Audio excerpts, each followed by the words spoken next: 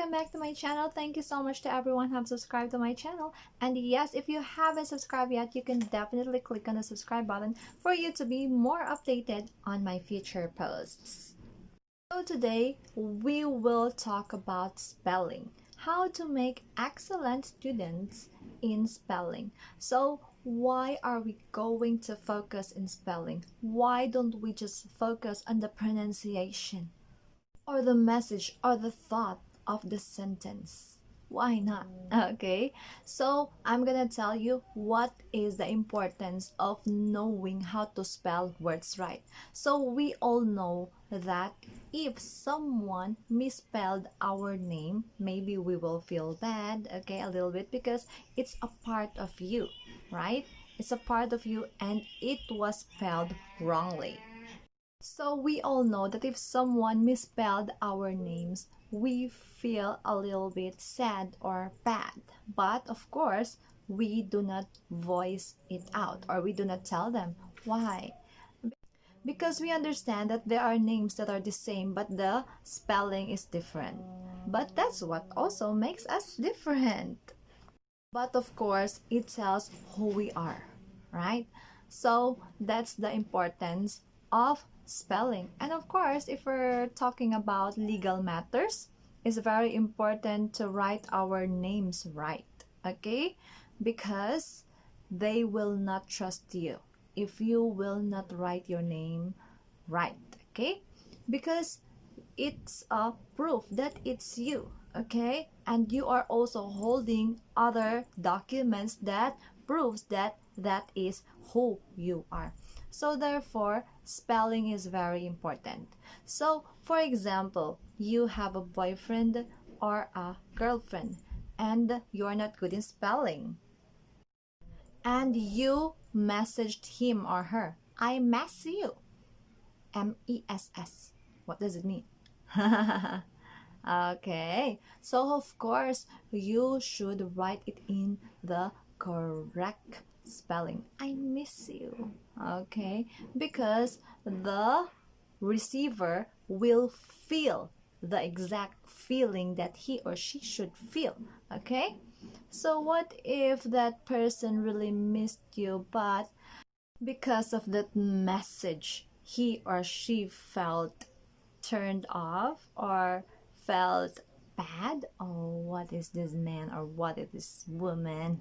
Okay, does he or she really missed me? Okay, so that person might misinterpret your message. But of course, if that person is professional enough, okay, or he or she understands that that person is not really good in spelling, okay, he or she will gonna understand what he or she means. Of course, love conquers all. Okay, thank you for listening. So now we will start. The first thing that you should introduce first is the lesson. For example, your lesson is about food.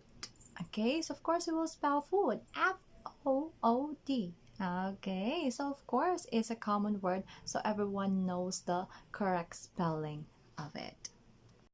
Number 2, you should let the students spell the word. For example, chocolate, C-H-O-C-O-L-A-T-E, ch. Okay, and of course you must also teach them how to correctly pronounce the word.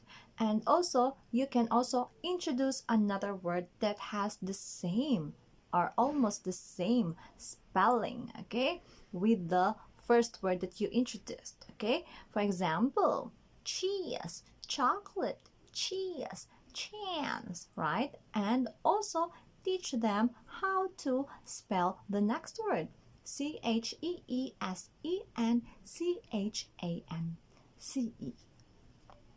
Number 3, to widen their vocabulary, you can also give them another examples where you can use that word. Chocolate syrup, chocolate cake, chocolate bars, okay? Because you are not only teaching the student how to spell words right, but also you are teaching them about the things, okay, that are attached in the word. okay? So they will know in what way or in what instances they can use that word. Number 4, let them write it on a paper. Okay, because that's the time that they are now experiencing, they are now writing. So they will not only spell the words, okay? They also have to write the words, okay? Experience is the best teacher, so of course we should let them experience, write them in a paper. Number 5, let them make a sentence out of it. I like chocolates. She likes chocolates. So in that way, you can also assess their grammar. And of course, their sentence construction skills will be assessed and will be practiced. Number 6, give them spelling activities.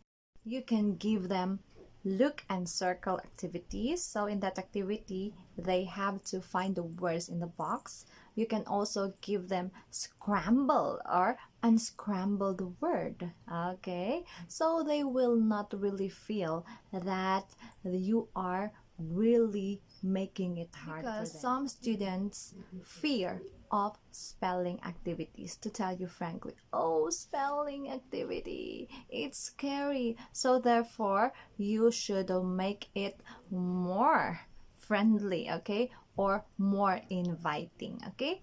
So of course you can also show the picture, okay, chocolate, and let them spell it, okay? Of course you can also put the scrambled letters, so that would be very easy for them, most especially if they're still 5 to 6 years old, or yes, of course 3 to 4, because there are also teachers who were able to encounter this type of scenario. So as a teacher or as a mother, we should not scare the students or the children away. You should make our activities more inviting, because our purpose is to let them learn, not to pressure them. Goodbye and see you. I hope that you have learned a lot from this vlog, and yes, if you haven't subscribed yet, don't hesitate to click on the subscribe button. See you.